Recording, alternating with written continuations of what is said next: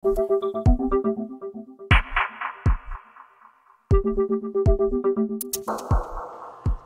pang nagbalangkas sa 1987 Constitution ang nagsabi na kailangang matuloy na agad ang impeachment trial ni Vice President Sara Duterte at pwede niya itong maitawid sa 20th Congress. May panukalang schedule naman ng isang senador para mapabilis daw ang paglilitis at matapos ito sa kasalukuyang Kongreso. May unang balita si Jonathan Andal. Ipinanukala sa Senado ang mas pinabilis o expedited impeachment trial ni Vice President Sara Duterte na kaya raw tapusin sa loob lang ng 19 na araw o mula June 11 hanggang June 30 na huling araw ng 19th Congress. So, i-constitute ang impeachment court sa June 11, tapos 10 days pa rin yung submission ng answer ng respondent, tapos kung mag-reply yung prosecutors, June 22. Submission of trial brief, June 23. Tapos opening statement na rin sa hapon. Presentation of evidence on the part of the prosecution, June 24 to 25.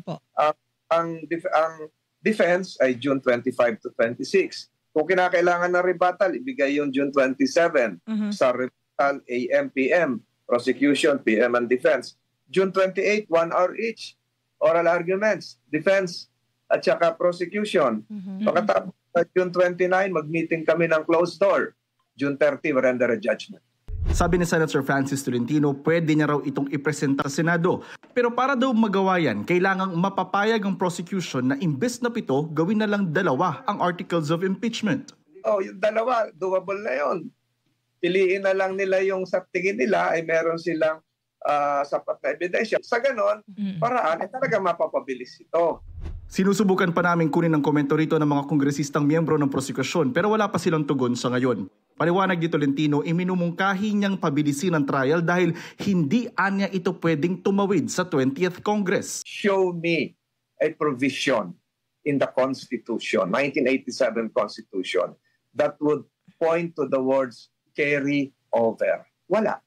Naging basihan niya ang salitang forthwith sa konstitusyon. Yung salitang forthwith ay command na naka-attach sa 19th Congress. Hindi po yun constitutional command sa 20th Congress. Iba ang pananaw rito ni Senator Sherwin Gatchalian. Hindi ito matatapos ng isang buwan lang. Talagang tatawid to ng 20th Congress.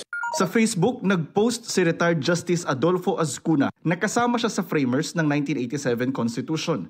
Sabi niya siya ang sumulat ng salitang forthwith na ang ibig sabihin aniya agad-agad.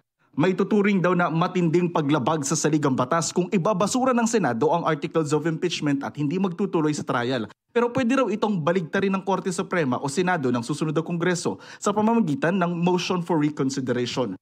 Sabi rin ni Azcuna, pwedeng tumawid sa susunod na Kongreso ang impeachment proceedings dahil hindi naman daw ito legislative power ng Senado kundi constituent power. Umaasa si Azcuna na susundin ng mga senador ang mandato ng konstitusyon na ituloy na ang impeachment trial. Mabibigyan din daw nito ng due process at pagkakataon si Vice President Sara Duterte na ipagtanggol ang kanyang sarili. Panukala naman ang isa sa mga prosekusyon na si Manila Representative Joel Chua, sana present sa kanilang presentasyon sa Miyerkules sa mga bagong halal na senador para raw makapaganda ang mga ito kapag naging senator judge na sa susunod na Kongreso. Babala naman ng mga mambabatas kapag hindi natuloy ang impeachment trial. Kung maging malabnaw o lumabo ang impeachment proceedings, ilalabnaw lahat yan. At mahihina yung tinatawag natin check and balance. I'm afraid that there's going to be an erosion of public trust in the Senate as an institution. Marami pong aalma dyan, marami pong mawawalan ng, if I may say, respeto sa Senado. Itong unang balita, Jonathan Andal para sa GMA Integrated News.